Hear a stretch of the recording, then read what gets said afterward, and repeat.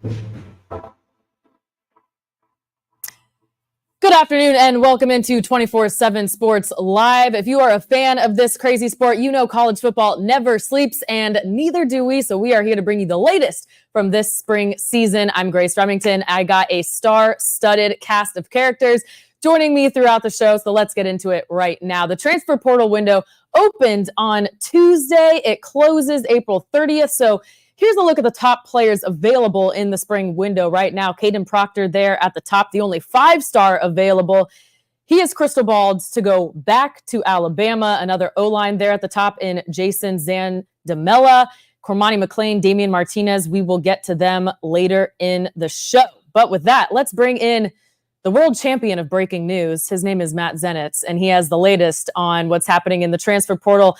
Matt, the past 2 days, we've seen roughly 450 players enter the portal. During the entire portal season last year, there was a bit over 1,000 players. So relatively busy this spring, yet it doesn't really feel like that. Why? It definitely feels busy to me. and the thing I'll say, so specifically with FBS scholarship players, it's been since the beginning of the week, so going back to April 15th, the day before the portal officially opened, so like when graduate transfers started going in a little bit more, it's been since that point 350 plus FBS scholarship players, which is actually up from last spring. That the reason that I think people feel like that, and that it's fair to feel like that in terms of maybe being a little bit slower and not a ton of action, maybe uneventful a little bit, is just the lack of big names that have gone in. There are obviously some exceptions, but for the most part, this was the expectation heading into this window, not only for us at 247, but around the coaching and personnel world, that the majority of players that ultimately entered during this portal window, we would be largely, maybe like 95%, back end of the roster type players that maybe to the casual fan, we wouldn't necessarily lead to some sort of significant reaction. Yeah, that makes a lot of sense. So there are a few top 50 players still available, quite a few 4-stars. What's the latest you're hearing on where these players might land? Yeah, so a couple of the big names specifically, I'll start with Damian Martinez. Damian, one of the top offensive players in the portal, Oregon State running back transfer, who was a first-team All Pac-12 selection each of the last 2 years. The clear favorite at this point is Miami, but at the same time, Damian's going through a process right now where we'll visit Miami, but also has 3 other trips set up, one to Kentucky, one to Mississippi State, and then one to Arizona to go along with that, even though I'll emphasize once again that Miami at this point of the process is the favorite. Another of the top offensive players in the portal at this point is Keandre Lambert-Smith, the former Penn State standout wide receiver who led Penn State with 53 catches last year. Keandre, as of last night, has locked in his first 2 visits. We'll visit Auburn, I believe, starting today. The visit will go from today until Saturday, and then we'll go straight from Auburn to Texas A&M for a trip that will run from Saturday until Monday. But at the same time, even though those are the only 2 trips that are officially locked in at this point, I do think there's a good chance that ultimately takes a couple more before making a final decision, with USC, Colorado being specifically 2 places that would be good to keep an eye on. And I think I have a good chance of getting visits from Keandre. On an individual level, the success stories that come out of the transfer portal are fun to watch. Braden Fisk, Jared First at FSU are some that come to mind for me. So under the radar players, who should we keep an eye on in this cycle? Yeah, so this is something that Chris Hummer and I have been working on the last couple of days. Thought it would be interesting, as much as people care about the big name players, obviously, that are going in. I feel like during the spring more so than the winter, the focus shifts to under the radar type guys that ultimately have a chance to move up and go from the group of 5 level, or potentially even the FCS level, to a Power 4 school and potentially become an impact player at that level. And a few that we've continued to get good feedback on from college staffs during the course of the last couple of days. CJ West, first of all, from Kent State, a defensive lineman from there. It was an all-MAC selection last season. He's been as popular as any player in the portal outside of some of those big names, well-known guys since he decided to enter. Very quickly garnered offers from schools like LSU, Michigan. There have been a number of other Power 4 schools that have offered as well. As he was described to me, a massive human that was disruptive last year for Kent State, had something like 50 tackles, 7 tackles for a loss, and is definitely in position to land at a high-profile school. A couple others to go along with that. You have a tight end from ECU who I'll read you something on him. So Shane Calhoun didn't put up big numbers by any means the last few years. So it wouldn't be somebody that necessarily would jump off the page from a statistical standpoint. But one of the things I got from an A-player personnel director on him is just, he's someone that even though he was underutilized in the passing game to a certain degree, had ECU, not afraid to take on defensive players in the front seven, plus athlete with the ball in his hands that just didn't get it used as much as probably should have at ECU. And then one more to go along with that is Kieron Crawford, an edge from Arkansas State. After serving as a backup his first season there, blew up last season at Arkansas State and was one of the more disruptive players at the group of 5 level in the Sun Belt Conference, and ended up with 25 quarterback hurries last year, which ranked as the 4th most in the Sun Belt. And he's somebody else who at this point is already garnering some interest from some Power 4 teams. All right, Matt Zenitz with the latest from the transfer portal. He will be grinding it out for the next 3 weeks until this thing closes. Thanks for joining us. And if you are not subscribed to 247sports.com yet, what are you doing? Well, the good news is we got a deal for you. 50% off your annual subscription to celebrate the transfer portal cycle with us. Go ahead and join over at 247sports.com. You mentioned last week that Cormani seeing the field was up to Cormani. I wonder if you could elaborate on what you want to see him do, 1. And 2, did he help his case? Study, prepare. Late again. Study, prepare, be on time for meetings. Show up to the darn meetings. Understand what we're doing as a scheme. Want to play this game. Desire to play this game. Desire to be the best in this game. At practice, in the film room, and on your own free time. You do know that I check film time for each player upon the week. Thursday, I need film time from the whole staff so I can see who's been preparing. And that's just not about Cormani. That's about a multitude of them. So if I don't see that, you would be a fool to put somebody out there and they're unprepared. Can't do it. Won't do it. Can't do it. Well, I'm always in prayer for our young men, and I want the best for them. And I pray to God that he goes to a program that challenges him as well as hold him accountable and develop him as a young man. Unfortunately, we weren't the program that can accomplish that. So prayerfully that he understands that this is the second go round and get it. Go get it, man, because he has a tremendous amount of talent, but he has to want it. Well, it has certainly been a roller coaster of a tenure for the young Lakeland, Florida product in Boulder. Smoke Dixon here to tell us what's next with Cormani McClain. And Smoke, we heard Dion say it there. He has no problem calling out this guy on what was expected of him. So what went wrong for him at Colorado? Well, Grace, just give me a second to put my GM hat back on. It's been off for a while. So when you put it on, the first thing you got to do is you got to quality control your operation and how you recruited this young man. And when you look at it, the talent does not equal out to the tolerance and the behavior and the action of this player. Meaning flat out, he just wasn't good enough to put up with off the field actions. But with that said, here goes a few things that we have to dive into.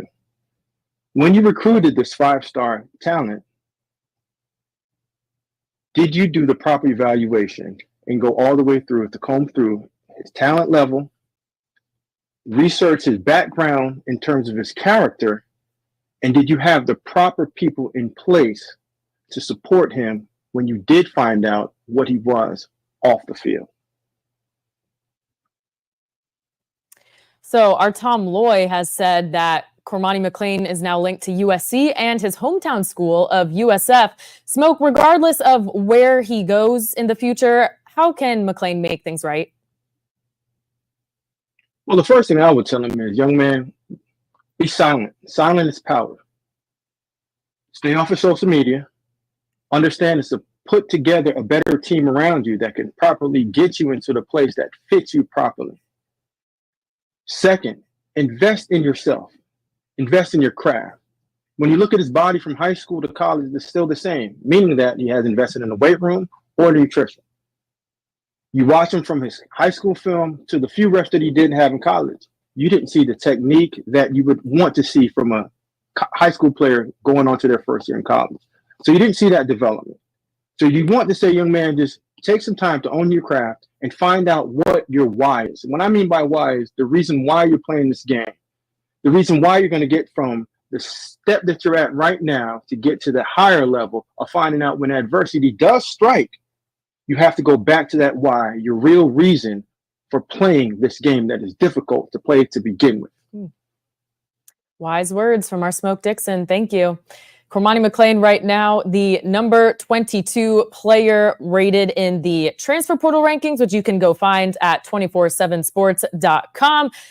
Go over to our website, subscribe, become a VIP. You will get wall-to-wall team coverage on every team possible. Your favorite team, your mortal enemies team. You want it all. That's 247sports.com. All right, by now you have heard that Michigan and 5 former staffers have reached an agreement with the NCAA on penalties regarding an ongoing investigation into recruiting and coaching violations.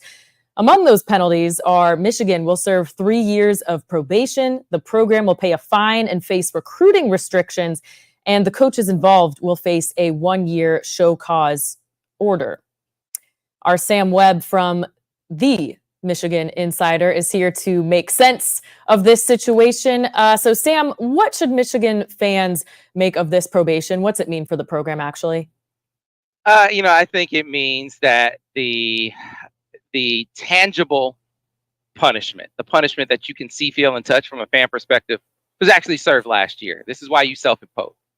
I think Michigan saw that there were some things that they had actually done. I mean, there was the improper contact with the recruit during COVID, which I think was actually quite rampant, but Michigan got dinged for it.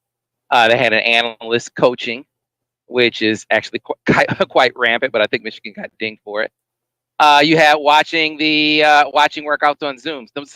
Some secondary violations that they actually did that, ironically, this was on the verge of being settled well over a year ago. And I don't know whether it was the NCAA having an axe to grind with Jim Harbaugh because it got taken to another level with the accusation that he misled investigators. So was it an axe to grind with Jim Harbaugh that made that sort of negotiation fall apart, a year and a half ago? Or was it the fact that the negotiation got leaked and that they were upset? But I don't know. But there were some things that Michigan had conceded already. And because there were some things they conceded already, they decided as an institution that, hey, we're going to serve this punishment right now. Last fall, you're going to have coaches sit out. Jim Harbaugh sat out 3 games. A couple of his coaches sat out, 1-game suspensions themselves. And then that was going to be their self-imposed punishment while they resolved the part about Jim misleading, allegedly, the NCAA. Oh, Jim off to the NFL. Michigan and the NCAA kind of came to the conclusion that part is not going to be settled by either of us, Michigan or the NCAA. Let's just settle our part of it, and you deal with Jim however you can deal with Jim over there. Sam, you said something that caught my attention. Maybe you answered it talking about Jim Harbaugh, but when you said the coaches texting recruits during the dead period is rampant, and then the analyst field is rampant, we all know that. But why is the NCAA going after Michigan and not finding someone else to make an example of? I'm talking about specifically during COVID. Mhm. I'm not talking about it being rampant now outside of COVID. You had some rules were changing seemingly by the week, by the day. When was a dead period? What was contact? Was contact with a recruit? You could text them and you could Zoom with them or FaceTime with them, but once they hit campus, well, that's improper contact if you text or Zoom with them on campus. But if they're a footstep off of campus, well, now it's not a violation. Those were the kind. That's why I said you had a lot of things going on during COVID that, coaches, they were having some infractions that I think were more a product of the time than it was a habitual offense. But if you get caught doing it, if you do the crime, if you do 55 and a 45, you serve the punishment, you pay the ticket. And I think Michigan was ready to do that over a year ago, which is why you saw them self-impose the punishments that they self-imposed, with coaches missing a grand total, I think, of 5 games. Jim missed 3, Sharon Moore missed 1, Grant Newsom missed 1, and it seems pretty likely that there won't be any further game suspensions as a result of the punishment.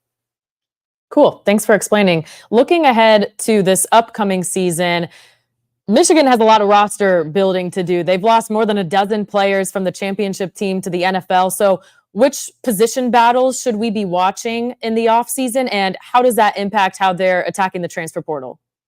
Yeah, it's a great question. I think the most obvious position battle that people are paying attention to is quarterback. J.J. McCarthy off to the pros, the greatest quarterback in Michigan history. I think I think they are very comfortable with how their quarterbacks have progressed. I think it was one of the reasons they didn't attack the portal heading into the spring or heading into the winter when they could have. I think Alex Orji, who is a dual threat guy, a big physical guy who's gotten some snaps, is 235 pounds, can really run the football, really cerebral guy too. I think his journey has been one of improving mechanics, his footwork and technique. But as far as knowing the scheme and knowing the route progressions and all that stuff, he has. But now you got to get some time on task being the guy and sharpening your technique. And I think he's the leader in the pack right now. But between him, you got Jack Tuttle, who's played. He's going into his 7th year of eligibility now. He's started Power 5 games. Jaden Denegal, who is a guy who came in the same year as Alex Orji. I think, and then you got a young guy in Jaden Davis, who they, I think, are really excited about, but not going to rush into action. You have some players that I think they're really comfortable enough to not just go and get a guy that they think would be depth. If they went to get a guy in the portal as a quarterback, it's a guy that they know, hey, this is our likely starter. And I just don't see that guy in the portal right now. That's why I think you'll see them go after other positions. Offensive tackle, I think, will be one. You got 4 guys that I think they feel good about likely being starters. But the offensive tackle opposite Miles Hinton is a battle between guys who don't have much experience in Alex Gentry, former top 247 recruit, and Jeff Percy. So I think they'll look there. I think they'll look to add some size at receiver. They have a lot of capable and talented receivers, but they're all like 6 foot and below. So I think they'll try to add some 6'2", 6'3" plus receivers in the portal. I think they'll try to get defensive tackle depth in the portal as well. They got the best defensive line in the country probably, but what made them so good last year is they had a great rotation. They want to add to that. And then you look on the back end where they got a key injury at safety with Rod Moore going out. You want to add a safety, and then you want to add a corner to add to the competition opposite Will Johnson. You do those things, and now you're back to having depth that Michigan had last year. Michigan spring game is coming up this Saturday, noon local time. Who are some names we should watch in that scrimmage? Yeah, a lot of the names that I just mentioned. You'll go with the star players, of course. Kenneth Grant, Mason Graham, best defensive tackle combo in the country. Will Johnson, All-American as a sophomore, defensive MVP in the national championship game. Of course, people look at those, and then the quarterbacks.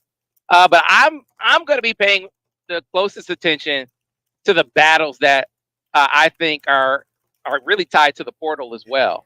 How does that offensive tackle battle with Alex Gentry and Jeff Percy, how does that look? How does that linebacker room look? Because you got Jayshawn Barham, who came over as a transfer from Maryland. He's been lights out.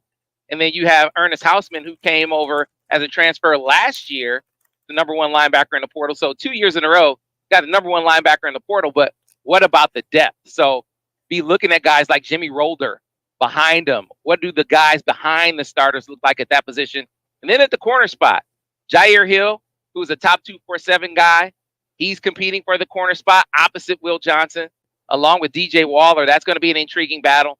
And then the safety, another top 247 guy, and Zeke Berry has been really moved up the pecking order with the injury to Rob Moore. He's really responded in the spring thus far. And so it's going to, how does he do when the lights are on? How does he do on State Street when over in the big house?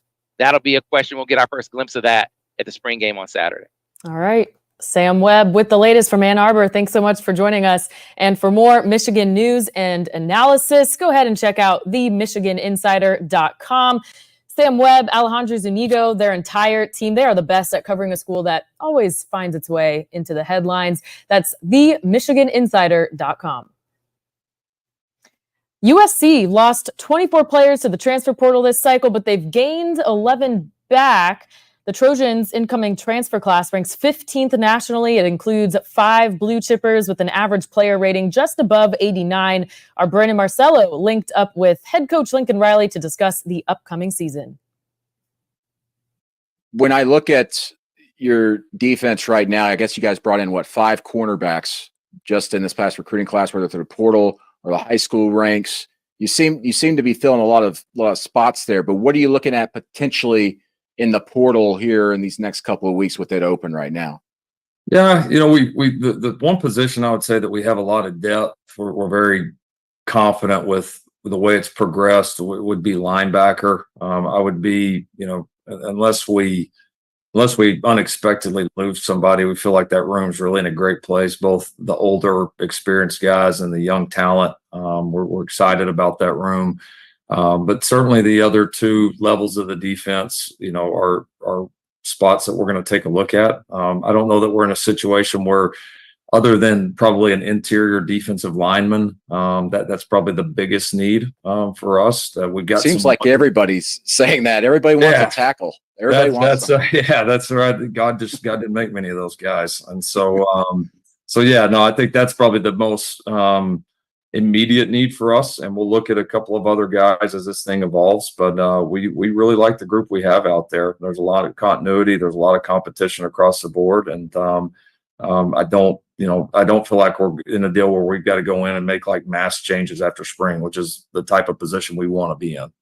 It seems like the portal nowadays, it's like drum up drama even when it's not there, and then when someone does leave, it's just like, oh my gosh, there must be something going on.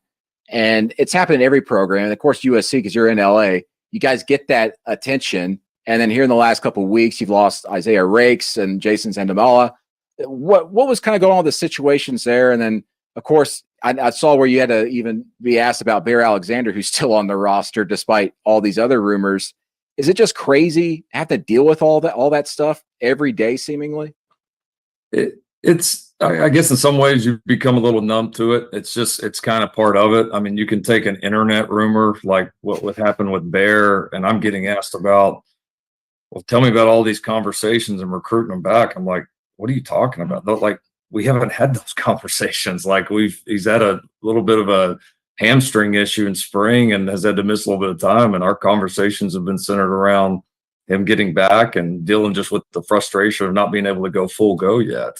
So that's a little bit part of it. You understand it. And you're going to have some situations that come up, like a Zandamela has a really unique background, family history, all of that. That was a huge part of this. Like those things happen. And so, I think you understand at the end of the day, everybody's probably going to lose a few guys. There's going to be a little bit of turnover, but I just, caution. I've said the same thing to, the USC fans, USC people, but really people across college football, like keep the focus on the other 100 guys that are staying in your program, that are loyal to your program, that are not even thinking not one bit about going in the transfer portal. Because that's a lot of times we can put all of our energy into the 1 or 2 and forget the 100. And I don't know that that's always the best thing. For more from that interview, head over to the 247Sports YouTube page. Lincoln Riley talks about the upcoming move to the Big Ten and his thoughts on Caleb Williams in the NFL draft. Also, on the 247 Sports YouTube page. Justin Pippen, yes, that Pippen, the son of Scottie Pippen, is committing live this Friday to his future school. Cal, Florida, Michigan, Stanford, and Texas A&M are in the mix. That'll be 1:30 p.m. Pacific time. Go ahead and subscribe to the channels. Turn on your notifications so you don't miss his commitment. And that'll do it for us here on 247 Sports Live. Thank you for watching, and we'll see you back here soon.